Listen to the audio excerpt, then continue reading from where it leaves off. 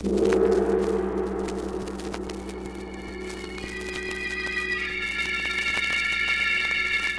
Sealed Book.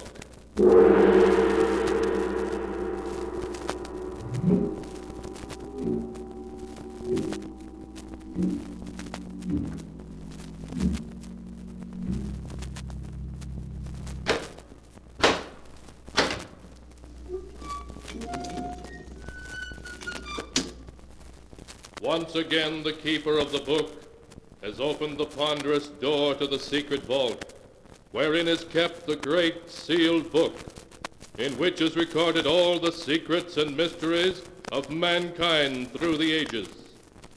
Here are tales of every kind, tales of murder, of madness, of dark deeds, strange and terrible beyond all belief. Keeper of the book, I would know what tale we tell this time. Open the great book and let us read. Slowly, the great book opens.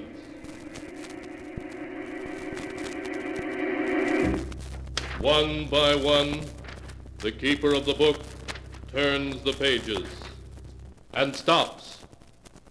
Ah, the strange story of two scoundrels who would stop at nothing for money. A tale called The Ghost Makers.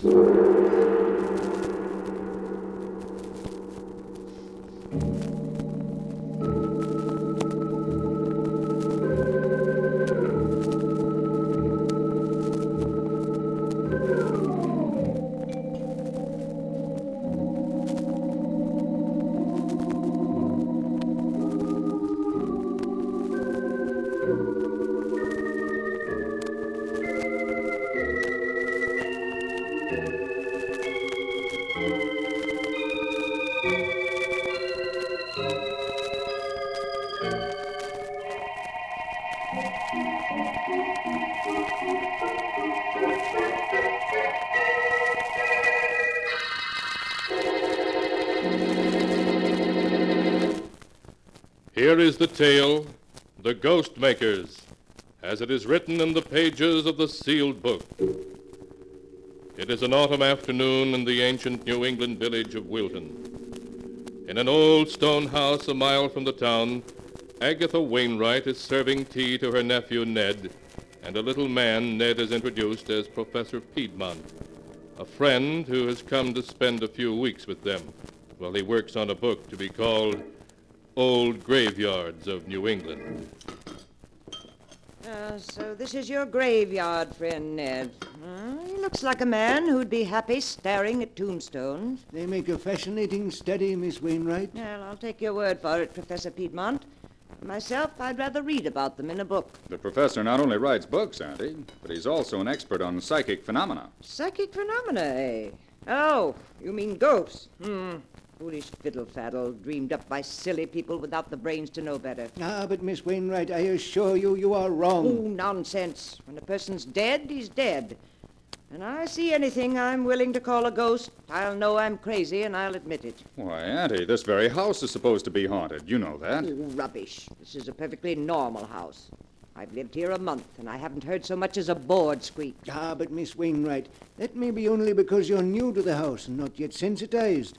It takes time to become aware of occult influences. Oh, stuff and nonsense. Who started all this talk about ghosts, anyway? Here, now let's have some tea, and no more talk about ghosts.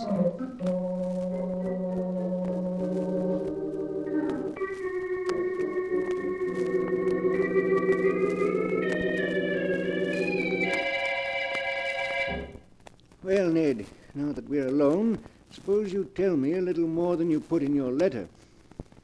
I'm still not sure why you sent for me. All right, Professor. This is the gist of it. 3 months ago, Aunt Agatha's brother died, leaving her an estate of $400,000. And I'm Auntie's only living relative. Ah, I see. Yes, light begins to dawn. No, wait. My uncle arranged his will so that Aunt Agatha gets only the interest, about $20,000 a year, and this house to live in. On her death, the entire estate goes to charity. I'm cut off without a penny. I see your uncle didn't like you, Ned. A shrewd man. Very shrewd. Yes, he was making sure I couldn't get my hands on any of it. But that's where you come in. Hmm? If Aunt Agatha were to become, shall we say, ill, mentally ill. So that she was incompetent to administer the estate, you mean? Exactly.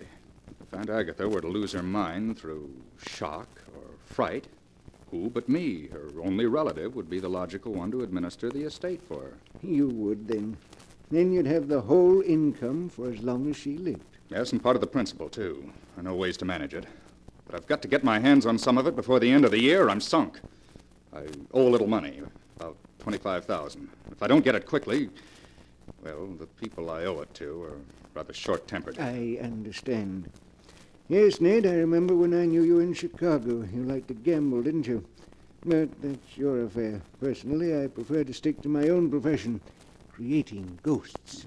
Yes, I've heard of some of your jobs, Professor, and some of the ghosts you've created to order. Yes, I pride myself on having a unique occupation, Ned. I believe I'm the only ghost maker there is. And the ghosts I've created have been effective, too. So I understand. Now, what I want you to do is this. I want Auntie frightened to the point where she... Yes, I understand. Well, Ned, it's going to be difficult. She's a tough-minded woman, hard to scare, hard to drive insane. It's got to be done. I've got to get my hands on the estate. If you succeed, Professor, there's $5,000 in it for you. All right, Ned. I'll try. It won't be easy, but she may crack suddenly when the time comes. That type does, you know. Good. That's settled then. You brought everything you're apt to need? All my apparatus and gadgets are in my trunk. They'll be here tomorrow. I'm not altogether sure I like this job, Ned. I hope you're not going to turn moral on me, Professor. No. There's something about this place that disturbs me, though. You know, I am psychic at times. Not altogether a faker. Next, you'll be scaring yourself with your own stories. As we were driving past that old cemetery this afternoon, I suddenly felt a premonition and a chill. The kind of chill you're supposed to feel when you go near the place you'll someday be buried. Oh, it was just the wind. We'll have to get you some red flannels. Here. Here's something that'll give you your courage back. Drink it down. Yeah, that does me good. Of all the different kinds of spirits, I prefer those in bottles. I thought you'd like it. Now let's go downstairs again. We won't talk about ghosts anymore tonight. But tomorrow night, who knows what may come knocking at Aunt Agatha's door.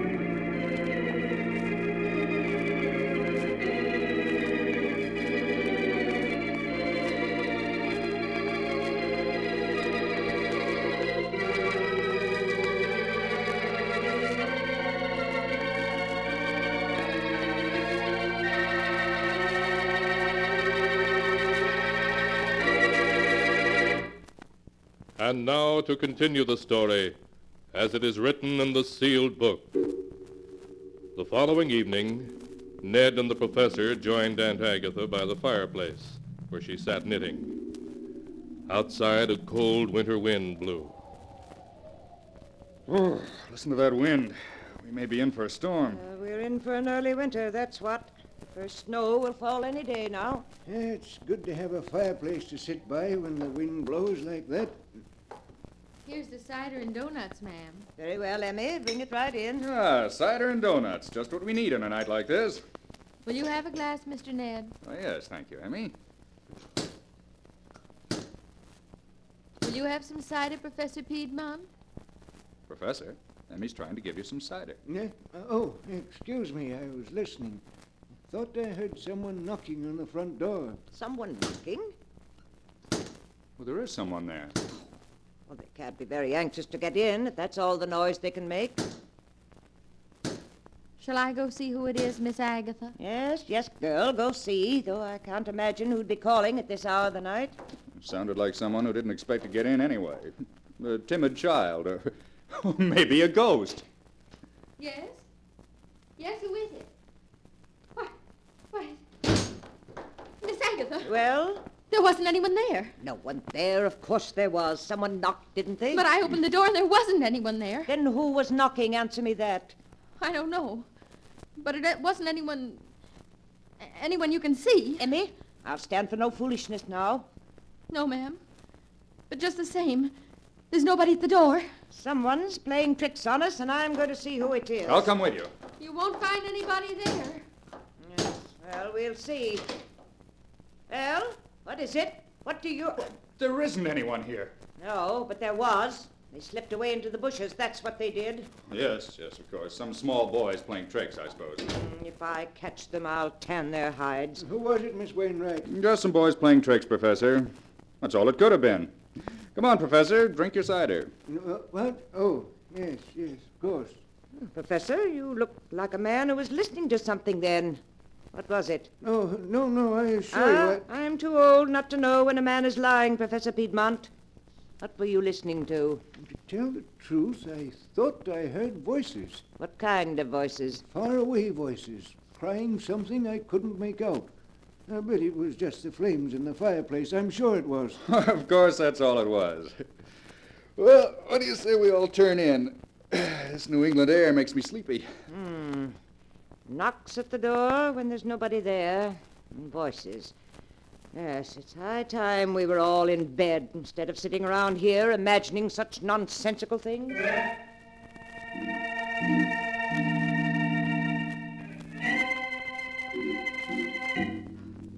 Highly pleased with their first effort in creating ghosts that didn't exist, Ned and Professor Piedmont went to bed. But before they retired, they held a brief, low-voiced conference in Ned's room. Well, Professor, that door-knocking act was all right. You did it very nicely. Yes, Ned.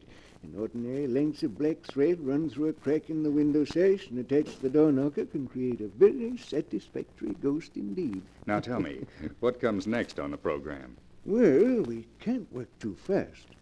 Tomorrow the hired girl, Emmy, will spread the story of tonight's happenings. The whole town will start talking about it. Good. And then? And tomorrow night, nothing happens. Your Aunt Emmy is reassured. But tomorrow, I'll be busy. I noticed today there's an old hollowed tree in the woods about 100 feet from the house. What about it? I'll run wires to it, hiding them under the leaves, and install a small loudspeaker in it. I'll conceal the microphone and batteries behind the drapes in the living room. I see. So 2 nights from now, we'll hear ghostly voices, eh? Exactly. They'll accompany the ghostly knocks on the door. But that won't be all. There'll be other surprises on the program. Professor, remind me to tell you sometime that you're about as unpleasant an old rascal as I've ever met.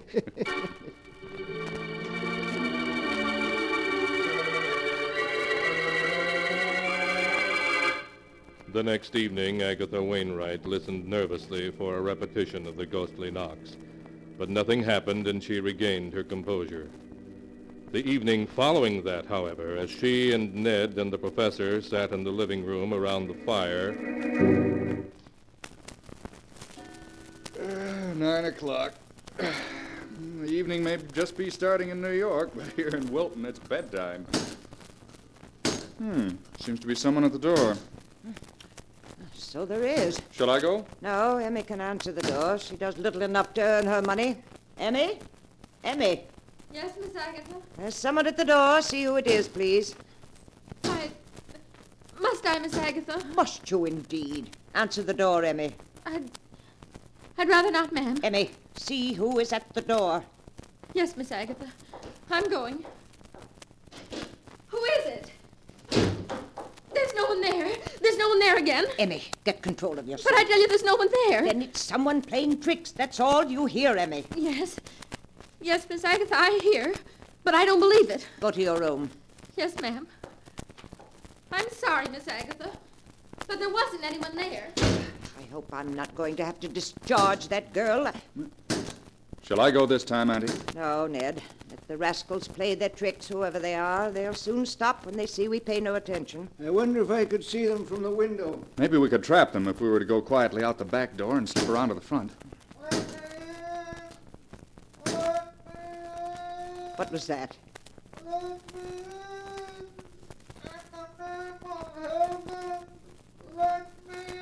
Someone calling. Really? I don't hear anyone. It's someone calling to us to let him in. Strange. I can't hear it. Oh, you must have heard it, Ned. It was perfectly plain. There's some voices certain people can hear and others can't. If there's someone calling, we better take a look. Come on, Auntie. We'll see what goes on. Who's there? Show yourself, whoever you are. The yard's perfectly empty. No, there isn't a soul in sight. Both the knocking and the voices seem to have stopped. Perhaps we ought to search the yard and... And Agatha, look. Eh? Down at the edge of the trees. Lights. 3 balls of light moving around just above the ground. Really? 3 spheres of light? Dear me, luminous spheres are common manifestations of spiritual Oh, presences. nonsense. They're just will-o'-the-wisps, that's all. Whatever they are, we're going to see. Come on, Professor. If it's a trick, we'll soon know. Yes, Ned. Wait for me. Don't scare them away. I want to see what they look like. Ned! Ned, they're rising. They're floating away above the trees. And Agatha. Annie, are you all right? Shall I get a doctor for you? What do I want with a doctor? I'm all right. An old fool carrying on like that. Just because of some will-o'-the-wisps or whatever it was. I shan't do it again, I promise you. You need not be ashamed, Miss Wainwright. Unless I'm much mistaken, we've witnessed a psychic visitation of a kind unsurpassed in my experience. No stuff and nonsense, Professor. You may believe in spirits, but I don't. I never have believed in ghosts, and I'm not going to start now. It was just that it was, well, unexpected.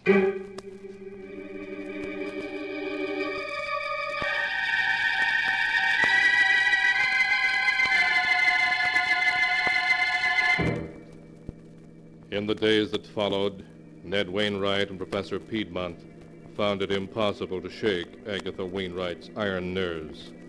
Emmy, the hired girl, resigned in terror, but Agatha remained seemingly unmoved.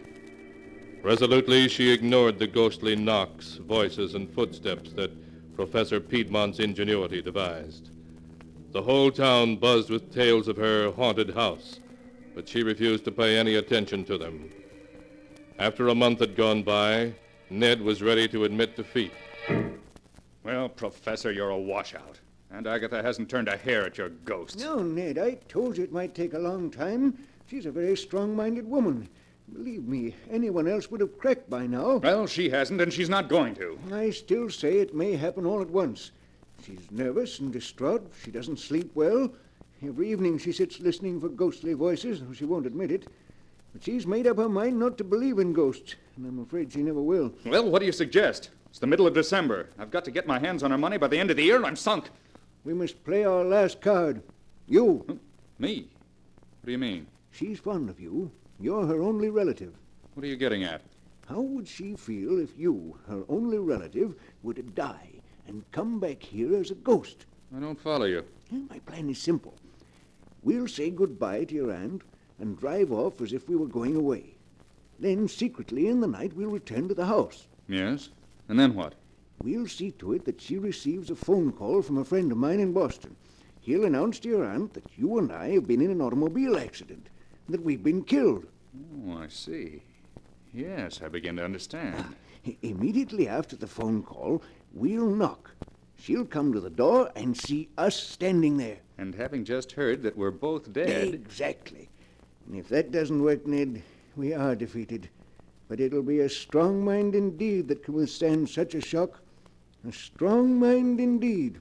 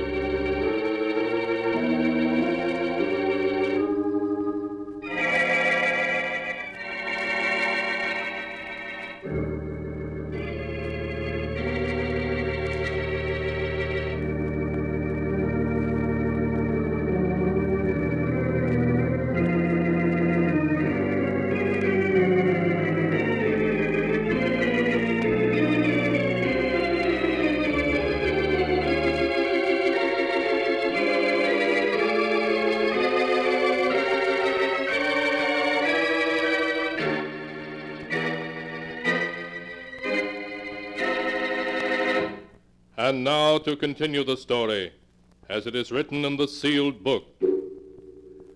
2 days later, Ned and Professor Piedmont said goodbye to Agatha and drove away.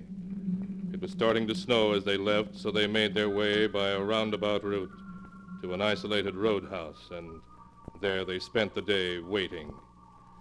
After darkness had fallen, they started back towards Aunt Agatha's house. By now, there was snow feet deep on the road, and the cold blast of the north wind made even the heated interior of the car uncomfortable.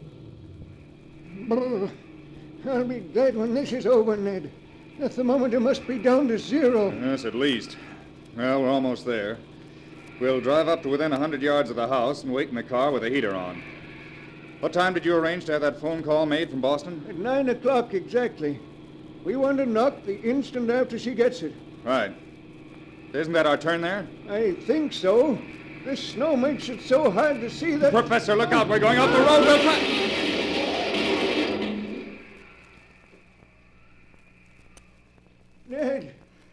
Ned, are you hurt? Oh, my ankle. Help me out of here. Come on. Hurry, Ned. I smell gasoline. The car may catch on fire. All right. Help me onto the road. Yes. What happened? We skidded down a 10-foot bank and turned completely over. Well, if you'd watched where you were going, it wouldn't have happened. I couldn't tell there was ice under the snow. No, but never mind that. We've got to get to shelter. And I think my ankle's broken. Yes, I can't step on it. Here, you can lean on me. But where are we? Quarter of a mile from Aunt Agatha's. There isn't another house within a mile. Then come on, we've got to get there quick. Lean on me and help all you can. If we don't get there soon, we'll freeze to death.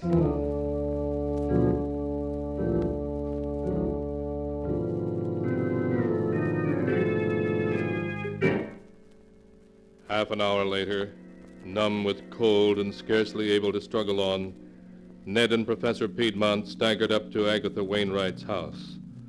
The windows all had heavy wooden shutters over them, shutters they themselves had helped Agatha put in place to keep out anything that might come knocking at the door in the night. But through the small pane of glass in the front door, light showed as they stumbled thankfully up the steps. Thank heaven we're here. Couldn't have gone another 100 yards. Oh, nor I. I'm almost frozen. We've got to get inside. Yes. Here, help me. All right. One more step. There. Ned, the phone call from Boston. What time is it now? Time? It's 9. 9 o'clock exactly. Then knock quickly. We've got to get inside before that phone call comes.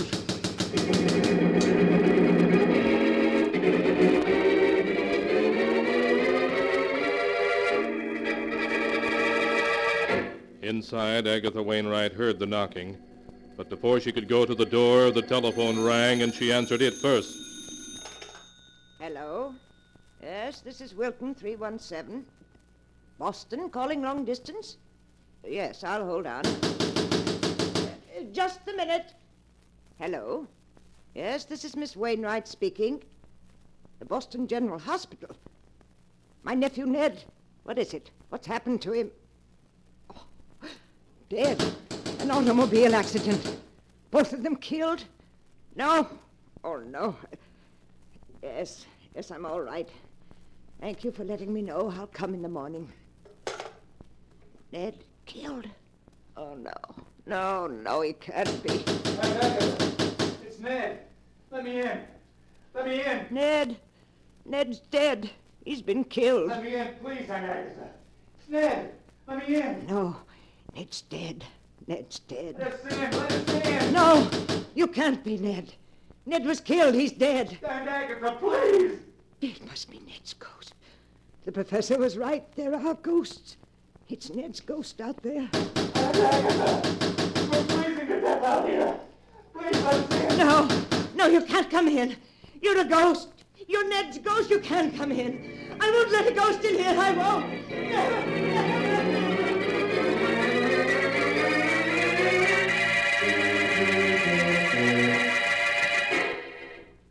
The next morning, Ned and Professor Piedmont were found frozen to death beside the house, where they made a vain effort to pry open the heavy wooden shutters that covered the window. You see, Agatha never did let them in.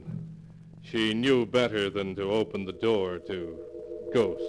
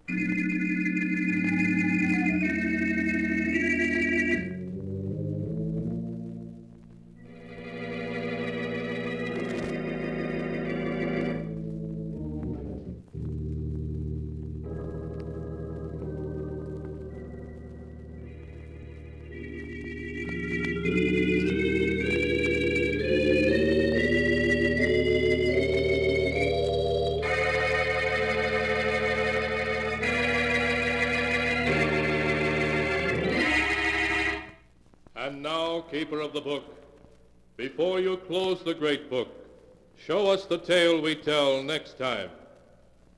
This one? Ah, yes. Why, this is amazing. It's a tale of murder. Queer, unexpected, fiendish murder. Murder of a very different and unusual kind. A tale such as you've never heard before.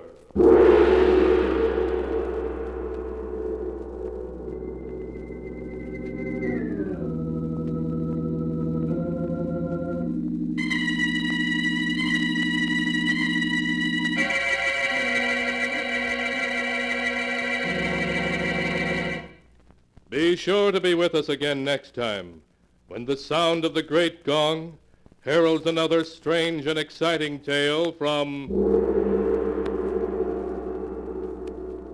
the Sealed Book.